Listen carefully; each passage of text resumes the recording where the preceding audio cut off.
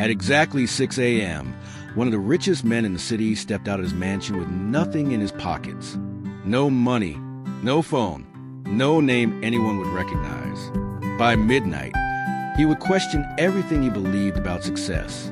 Adrian Voss didn't wake up that morning planning to prove a point. He woke up because something had been quietly eating at him for years. From the outside, his life looked untouchable. A mansion overlooking the city. Meetings where people stood when he entered the room. Numbers on screens that changed other people's futures with a single signature. But in the silence after the applause, Adrian felt something he couldn't buy. Distance. He noticed in the way people spoke to him. Careful, filtered, rehearsed. He noticed it in how kindness toward him often came with expectations. One evening, while sitting alone in his dining room surrounded by food he barely tasted, Adrian asked himself a question that felt dangerous.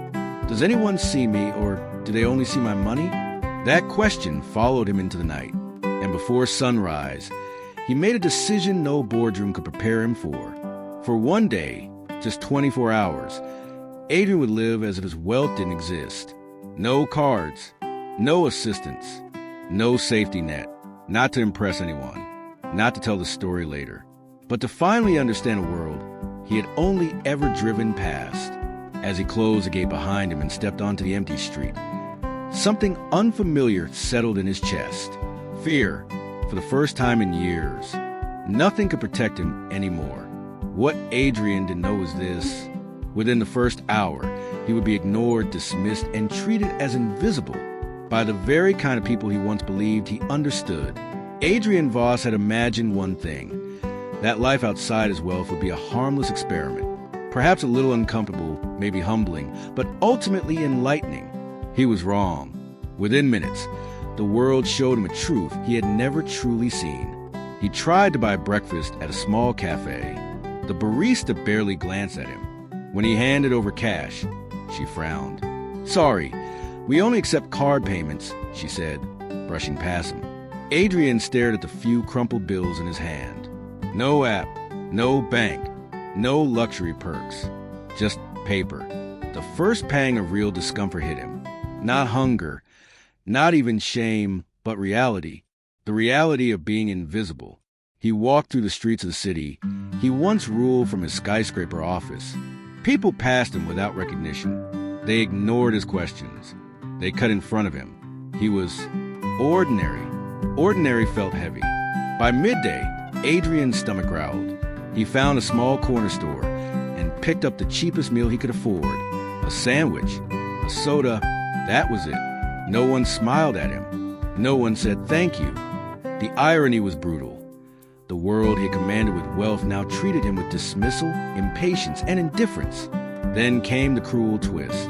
A street vendor spilled some water near him accidentally. Instead of apologizing, he scowled. "Watch where you're standing, man."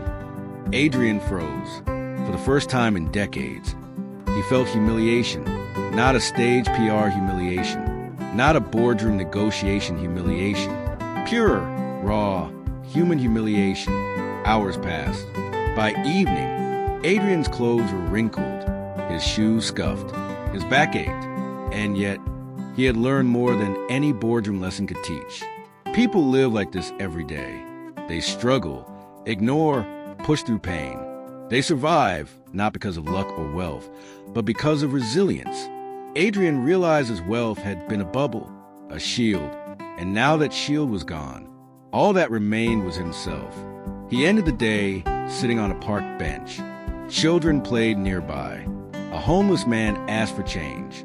Adrian had none. He looked up at the city skyline, shimmering in the sunset. It was the same skyline he had ruled, and yet he felt far away from it. For the first time, Adrian Voss understood a powerful truth. Money may give comfort, but it cannot buy empathy, humility, or a real connection. By tomorrow, Adrian would take one step further. One choice would bring him closer to understanding life than he had ever imagined, and it would shock him to his core. The night had fallen, and the city looked different from the windows of his penthouse. Now, Adrian Voss was on the streets, a man stripped of comfort, wealth, and recognition. The shadows of the alleys weren't threatening. They were real. People passed him with suspicious glances. No one held doors. No one smiled. He felt invisible. Hungry, tired, and unsure where to go, Adrian noticed a small soup kitchen tucked between two rundown buildings.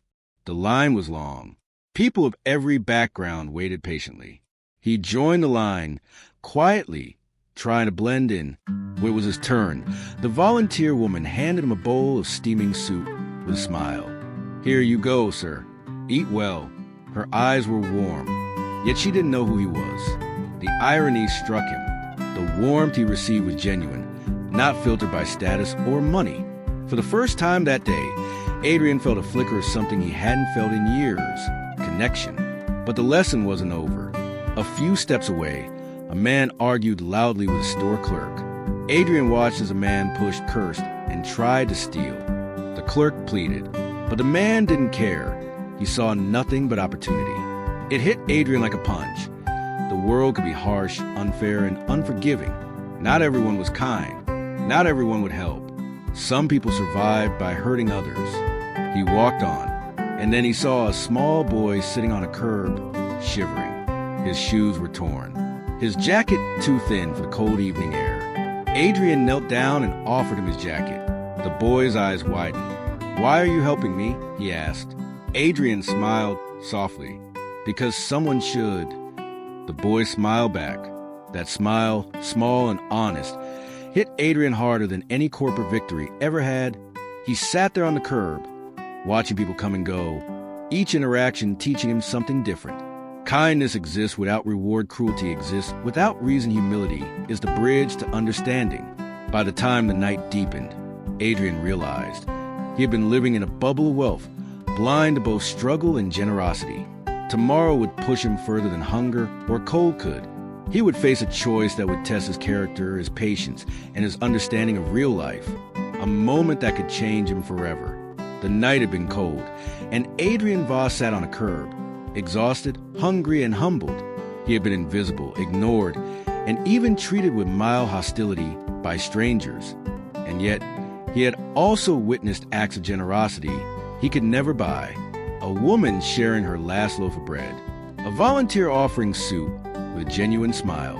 A boy's eyes lighting up when someone gave him warmth and attention. Stories like this are told every day on Echoes of Wisdom. If this story is touching something in you, subscribe. The next story may change you even more. By sunrise, Adrian found himself standing outside a small orphanage. Children ran and laughed. Despite having almost nothing, their energy was contagious, their joy unfiltered, and their gratitude pure. He watched a little girl offer a handful of her toys to a boy who had none. He watched a boy share his breakfast with another. And suddenly, the lesson hit him like a lightning bolt. Wealth can give comfort, but gratitude, kindness, and connection give life meaning. He knelt down and greeted the children, offering his help, not in money or grand gestures, but in listening, being present, and caring. The warmth he felt from these moments was deeper than any luxury he had ever owned. Each laugh, each thank you, reminded him that true wealth is invisible.